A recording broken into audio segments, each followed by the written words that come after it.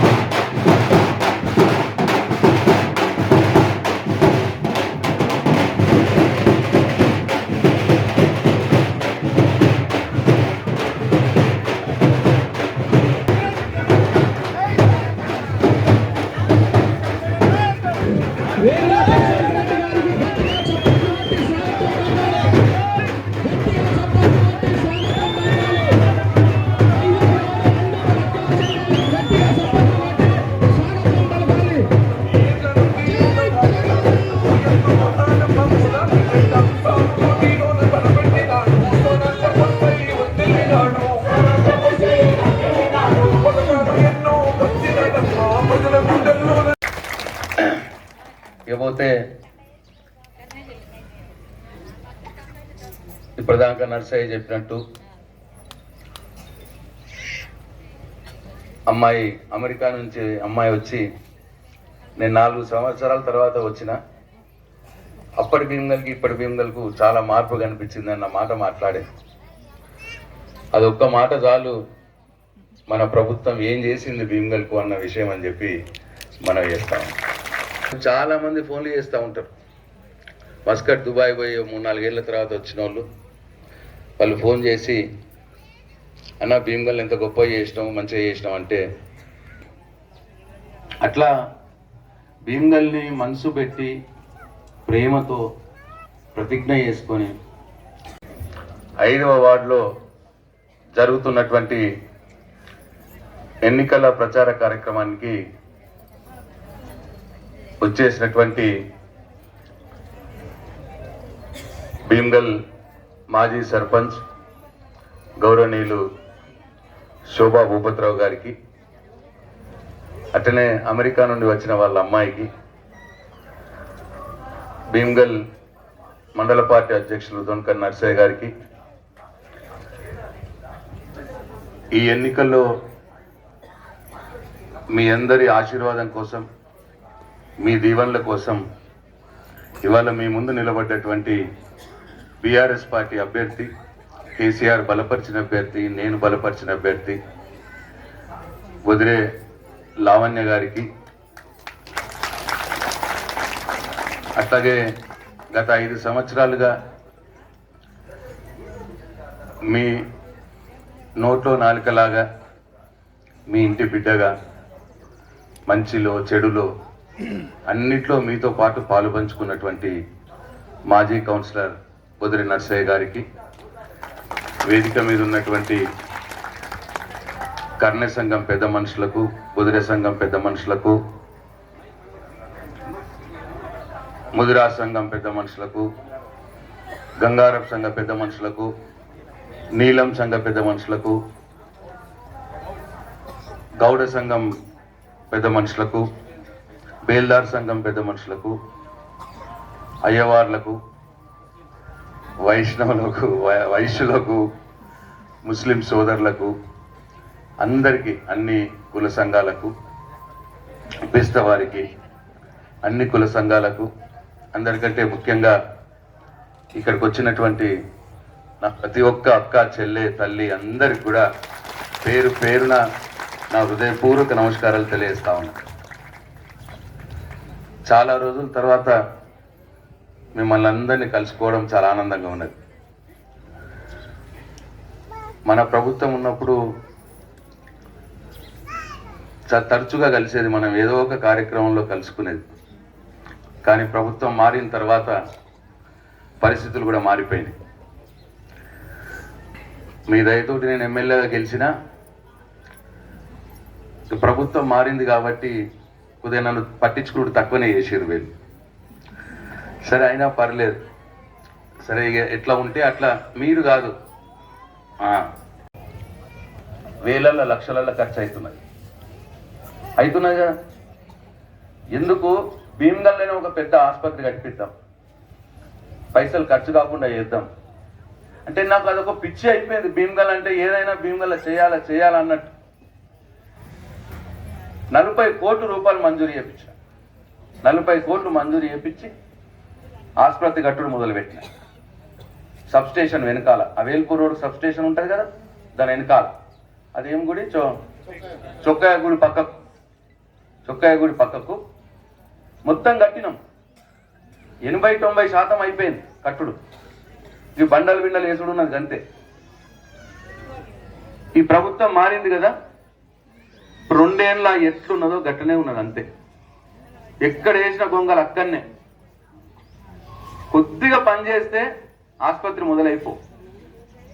మనందరి తిప్పలు తప్పు.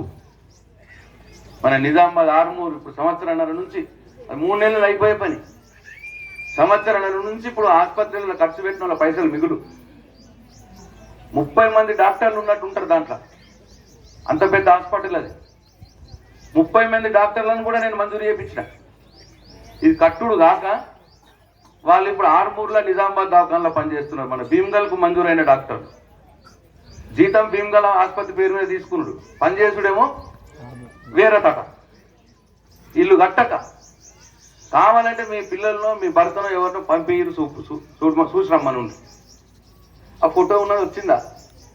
చేసిర్రా ఆసుపత్రి పని. ఇంకోటి, నేను ఒకటి మంచిగా మార్కెట్ కట్టిద్దాం, రోడ్ల మీద కూరగాయల అమ్ముడు, రోడ్ల మీద జిమ్మల అమ్ముడు, రోడ్ల మీద ఇట్లా మంచిగా ఉండదు. అంతా ఆరోగ్యం మంచిది కాదు అది. రోడ్ల మీద కూడా ట్రాఫిక్ ఇబ్బంది అవుతున్నది. ఇది కనిపిస్తున్నదా? ఇది కట్టించిన ఆసుపత్రి. రంగులు కూడా వేసినాం. ఎట్లున్నదో గట్టనే ఉన్నది ఇప్పుడు 2 ఏళ్ల నుంచి. దీంట్లో ఇట్లా బెడ్లు, ఎక్స్రే మిషన్లు, ఆపరేషన్ థియేటర్లు వచ్చిన మిషన్లు అవి తెప్పించి అవి విడత అయిపోయాయి. ఇంకా కొద్దిగా పనులు, చిన్న చిన్న బండలేసుడు గసుడు పనులు ఉన్నాయి, అట్లనే ఆపేసి అయిపోయాయి. ఇంత పెద్ద ఆసుపత్రి 40 కోట్లు నేను మంజూరు చేపిస్తే దాన్ని ఎటు కాకుండా అయిపోయింది. అట్లనే మార్కెట్ మంచిగా ప్లాట్ఫామ్లు కట్టి మంచిగా హైదరాబాద్, అమెరికాలో ఎట్లుంటుందో అట్లా మార్కెట్ కడదామని చెప్పి 6 కోట్లు మంజూరు చేసి పాత తహసీల్ ఆఫీస్ దగ్గర మార్కెట్ కడితే 70%, 80% కట్టినాం. ఇక పాపం ఈయననే కట్టిండు. వీనికి పైసలు రావాలి ఇప్పుడు. పాపం వీనికి పైసలు ఇయ్యరు, అది ముందటి పోనీయరు. కావలసుకొని సతాయించాలి. అటు పైసలు ఇస్తే పని అయిపోతుండే, మార్కెట్ వినియోగంలోకి వస్తుండే. 6 కోట్ల రూపాయలతో కడితే 4-5 కోట్ల పని అయిపోయింది. దాన్ని 2 ఏళ్ళ నుంచి అట్లే పాడుపడేసి అయిపోయింది. ఇంకోళ్ళు ఉంటే పోయి చూస్తున్నాను. అది కూడా బస్ డిపో తెరిపివా అందరు నన్ను. సరే అని చెప్పి రాష్ట్రంలో ఏడ బంధుబన్న బస్ డిపో తెరవలే. మన బాజిరెడ్డి గోవర్ధన్ ఉన్నాడు కదా, బాజిరెడ్డి గోవర్ధనే ఆర్టీసీ చైర్మన్ అయిండే. అరే మనవాడైంది కదా ఆర్టీసీ చైర్మన్ అయింది. తన దగ్గరకు పోయి నేను తనను మెప్పించి, భీమగలే కదా అన్న, నీకు కూడా సంబంధాలు ఉన్నాయి కదా, దా ఒకసారి చూద్దురా బస్ డిపో ఎట్లున్నదని. బస్ డిపో పాడుపడ్డ బస్ డిపోని చూపించి తనతో 1 కోటి రూపాయలు మంజూరు చేసిండు. పాపం 1 కోటి రూపాయలతోటి దాన్ని మళ్ళీ మంచిగా వేయించి మొత్తం బస్ డిపోని 35 బస్సులు పెట్టించిండు. మంచిగా కంట్రోలరు మంచిగా ఫస్ట్ క్లాస్ సిస్టమ్ అయింది. 35 బస్సులు భీమ్గల్ డిపో పేరు మీద పెట్టించినాం, నడిచినాయి. మన గవర్నమెంట్ పోయింది, అయిపోయి ఒకటి బస్సులు మాయం. ఇప్పుడు ఒక్క బస్సు లేదు, డిపోలో కంట్రోలర్ లేడు, అటెండర్ లేడు.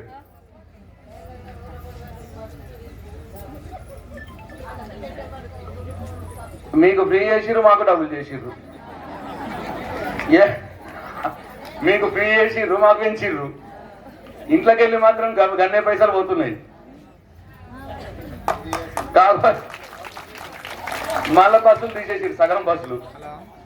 నేను మొన్న బస్ డిపో అట్లా ముందడికెళ్ళి పోతుంటే గేట్లు తెరుచున్నాయి, ఏం కాని లోపలికి పోయినా. లోపలికి పోతాడా నేను చూసి ఎంత బాధ అయిందంటే బస్సులు ఉండాల్సిన చోట బర్రెలు పడినాయి. నేను ఇప్పుడు ఇమీడియట్ ఫోన్ చేసి నర్సైతే ఏమైందిరా బస్సులు లేవా కనిపిస్తలేదు. ఏడన్నా బస్సులు మనం పోయినాం అయిపోయింది, అప్పుడే పంపించేసారు బస్సులు. ముళ్ళముంట చదువుకొని వెళ్ళిపోయారు, బస్సులు లేవు ఏం లేవని బట్టి. అరే అంటే ఏంది మరి. దాని తర్వాత ఇంకా ఏమున్నాయి అట్లా ఆలోచన చేసినాం. మీ వెనుకకు బైపాస్ రోడ్ ఒకటి వేసినాం. బైపాస్ రోడ్ వేస్తే ఇటు పోవటానికి అల్కా ఉంటుంది, ఆ ఊర్లోకి వెళ్ళి తిరిగిపోవడం కష్టమవుతుందని ఒకటి. ఈ ఊరు వెనకాల సైడ్ బైపాస్ రోడ్ వస్తే ఇక్కడున్న భూముల విలువలు పెరుగుతాయి అందరికీ అని మనోళ్ళు చెప్పారు. అందరు చెప్తే అది ఎవరు కూడా ఆలోచన చేయలే. వెనకాల బైపాస్ రోడ్ డాంబర్ రోడ్ వేస్తే ఇప్పుడు అటు దిక్కున్న భూముల విలువలన్నీ పెరిగినాయి. ఇది వాస్తవమా కాదో ఒకసారి ఆలోచన చెయ్యరు. అంటే ఏది కూడా ఏదో అట్లా కాదు, మనసు పెట్టి ఏది భీమ్గల్ ప్రజలకు ఏది లాభం అవుతుంది అట్లా ఆలోచన చేసి ఒక ఇంటిని సగదిద్దినట్టు అట్లా సగదిద్దుకుంటా పోయినాం. ఇప్పుడు బాధ వేస్తుంది భీమ్గల్ బైపాస్ రోడ్ చూస్తే గింత బొందలు పడ్డాయి. నేను 2 ఏళ్ల క్రితమే దాన్ని డాంబర్ రోడ్ అని మంజూరు చేసిన. ఇప్పటికి మొదలు పెట్టారు. నేనున్నప్పుడే మంజూరు చేసిన, ఆపేసారు, మొదలు పెట్టారు. అంటే కొబ్బరికాయ కూడా కొట్టిన దాన్ని, బహుశా కొట్టినా కదా, కొబ్బరికాయ కూడా కొట్టినా. ఎలక్షన్లు వచ్చినాయి, సరే ఎలక్షన్లు వచ్చినాక మనమే ఉంటాం కదా చేపిద్దాం కదా అనుకున్నాం. కానీ దురదృష్టవశాత్తు కేసీఆర్ గవర్నమెంట్ దిగిపోయి ఈ దరిద్ర పోళ్ళు వచ్చి ఎక్కడిదక్కడ ఆగైపోయి. ఇట్లా ఇంకా నేను అడిగిన మనోళ్ళు ఎక్కడెక్కడ ఉన్నాయి ఇంకా చేసేటి, మిగులున్నాయి ఏమున్నాయని చెప్తే మొత్తం లెక్కలేసి సార్ ఇంకొక 10 కోట్ల రూపాయలు అయితే మొత్తం భీమ్గల్ అంతా జీరో అయిపోతుంది సార్, నువ్వు అనుకున్నట్టు ఎక్కడ కూడా చూపి అన్న. ఇది కూడా ఇది నేను ఉన్నప్పుడే 10 కోట్లు మంజూరు చేసిన ఆర్డర్ కాపీ. ఇది 10 కోట్ల రూపాయలు ఏ వార్డులో ఎంత ఖర్చు పెట్టాలా అని లెక్కలేసి కలెక్టర్కు వర్క్ ఆర్డర్ రిలీజ్ పంపించిన ఆర్డర్ కాపీ. 6, 9, 12 ఈ వార్డులలో మిగిలిన పనులు పూర్తి చేయడానికి 2 కోట్ల రూపాయలు మంజూరైంది. ఎప్పుడు నేను ప్రభుత్వంలో ఉన్నప్పుడే. తరువాత వీళ్ళు ఏం చేసిర్రు, ఇక పని గవర్నమెంట్ పోయింది. కానీ నేను ఎమ్మెల్యే అయినా మీ దయతోటి ఎమ్మెల్యే అయినా కానీ ఏమైందా, ఆల్రెడీ మంజూరైన పనులు చేయొచ్చు కదా, తొందరగా టెండర్లు పిలవండి చేయండి అంటే ఇగో చేస్తాం సార్ అని సంవత్సరం తర్వాత బట్టి ఒక కొత్త జీవో కాపీ ఒకటి ఇంకోటి జీవో తీసి దాని ప్రకారం పనులు చేస్తే నాకు పేరు వస్తుందేమో అని జీవో నంబర్ మార్చిరు. అంతే, పైసలు అవే పనులు అవే, బట్టి నంబర్ మార్చిరు. जो 11 तारीख जो वोटिंग को जाते हैं ना, जब देखो कार गुट को कार निशान को वोट डालना, कांग्रेस को हराना. तो मैं भी क्या है, मैं काम करके पूछ रहा हूं ना वोट, मैं ये सारे काम करके ही पूछ रहा हूं ना वोट. मैं मेरे को हक है ना वोट पूछने का, हक है नहीं. నాకు ఓటు అడిగే ధర్మం ఉన్నది కదా.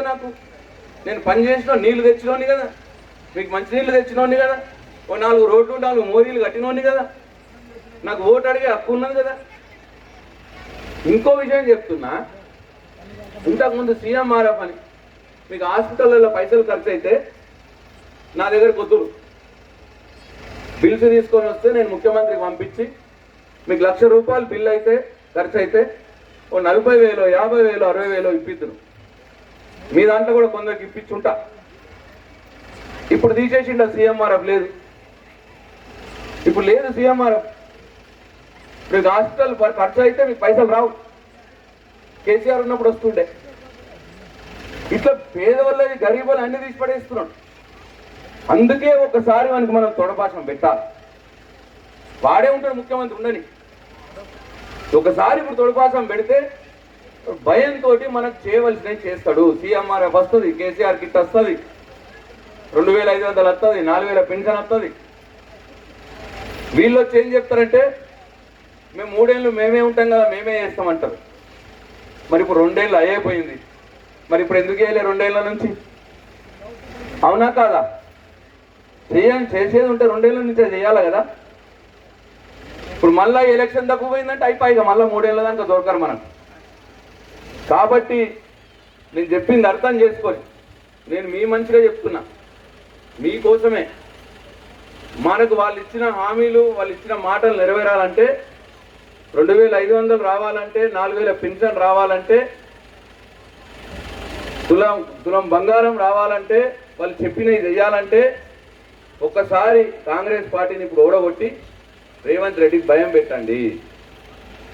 అయినా చేయలేదు అనుకో, ఇక అప్పుడు పెద్ద ఎలక్షన్లో 3 ఏళ్ళ తర్వాత మొత్తంకే పొంద పెడదాం, అది వేరే విషయం.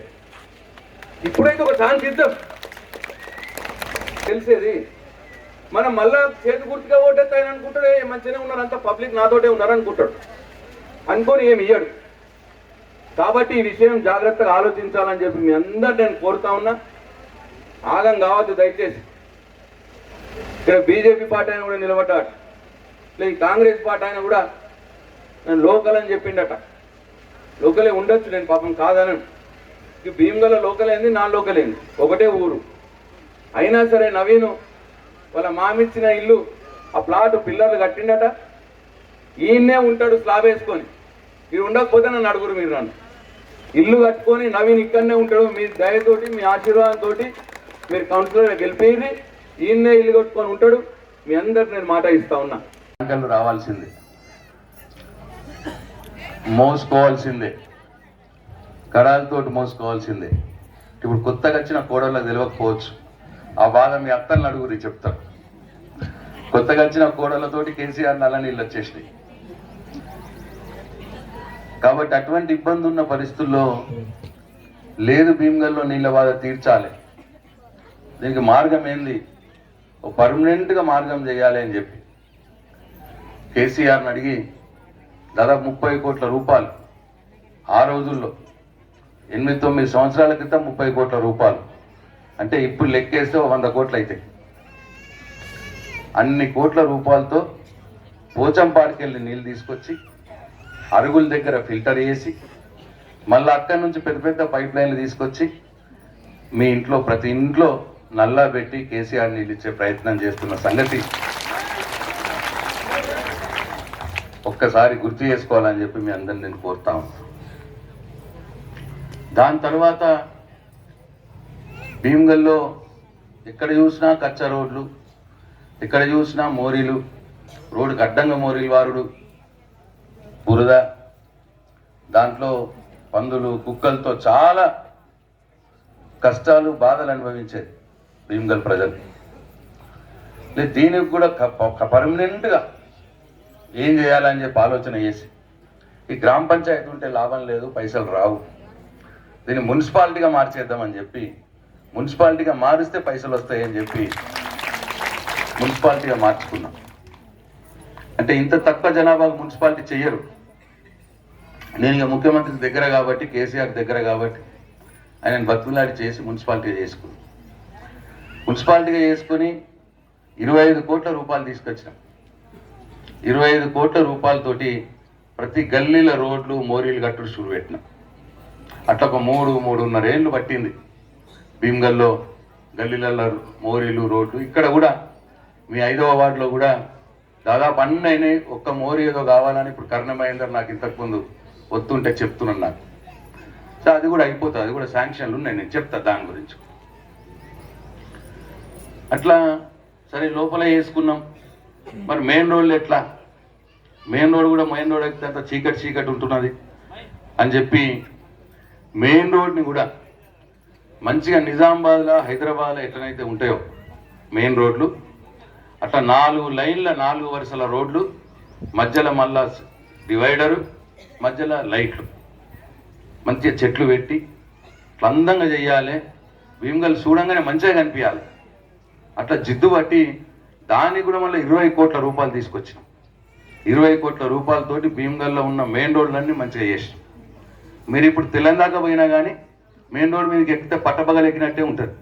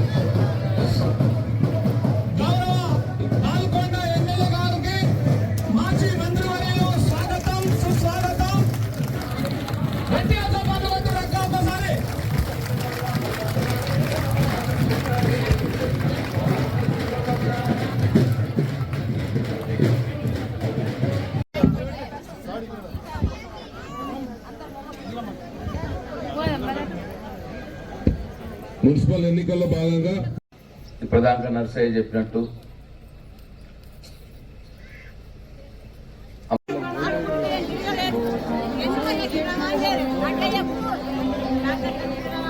అందరికి భోజనాలు ఉన్నాయి. బాయికాడ